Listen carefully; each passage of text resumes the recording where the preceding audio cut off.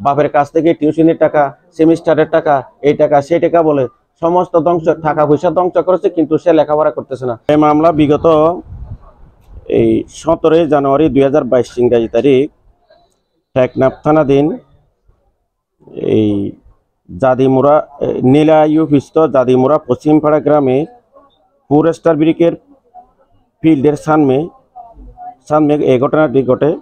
আসামি র্যাব সহ অন্যান্য আইন প্রয়োগকারী সংস্থা এই আসামি মোহাম্মদ আবদুল্লাহ প্রকাশ মুসুনি, পিতা মৃত আব্দুর রহিম, মাতা মৃত সেতারা, গ্রাম Domdomia, Nesari park, ward number 9, UP Nila, উপজেলা ও থানা, জেলা টেকনাফ, জেলা কক্সবাজার, বাংলাদেশ।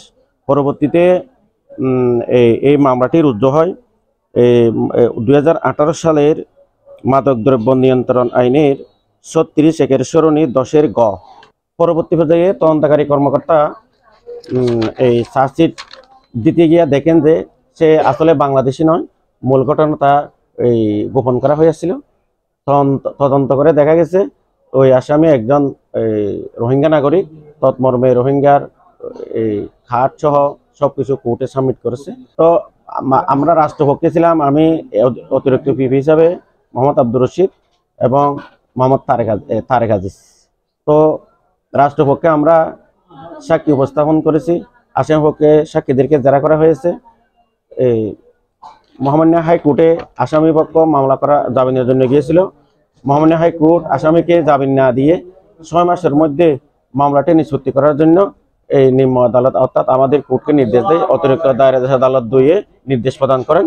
তো প্রেক্ষিতে 6 মাসের মধ্যে মামলাটি নিষ্পত্তি করার জন্য 15 দিন অন্তর এই মামলার ধার্য তারিখ ছিল।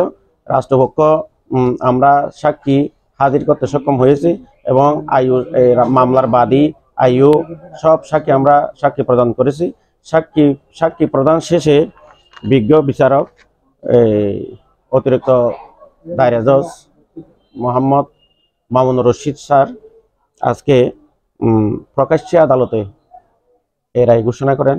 আসামি মোহাম্মদ আবদুল্লাহ প্রকাশ মুসুনিকে মাদকদ্রব্য নিয়ন্ত্রণ আইন 2018 এর 36 গ এর সরণিতে দোষী সাব্যস্ত করিয়া সর্বোচ্চ শাস্তি মৃত্যুদণ্ড হলেও আসামির বয়স, আসামির পরিবারের কথা চিন্তা করে, আসামির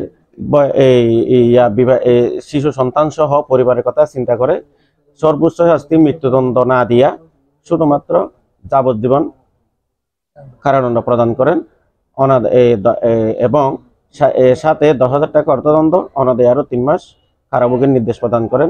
ইতিমধ্যে আসামি যে জেলে ছিল প্রায় 3 বছর, 3.5 বছর জেলে ছিল, ওই যাবজ্জীবন কারাদণ্ড থেকে ওই 3 বছর 3.5 বছর এটা কর্তন করা হবে।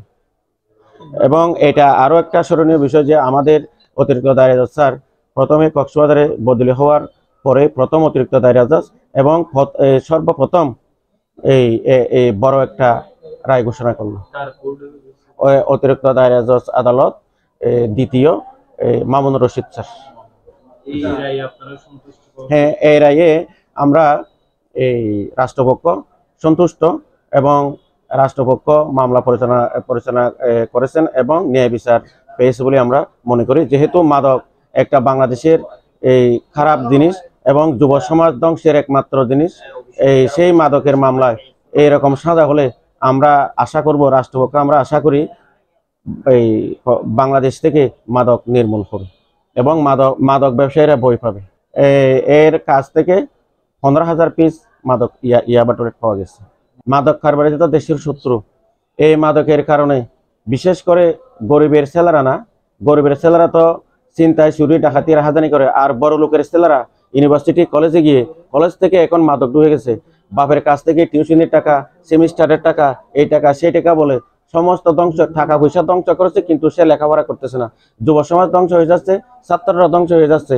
আমি এই রাষ্ট্রের কাছে আরো নিবেদন করব, এই রাষ্ট্রের প্রধানের কাছে আমি আরো নিবেদন করব, এই মাদক যেন দেশ থেকে একেবারে উপরে ফেলা যায়, বিতাড়িত করা যায়, সেরকম আরো কঠোর ব্যবস্থা গ্রহণ করা যায়।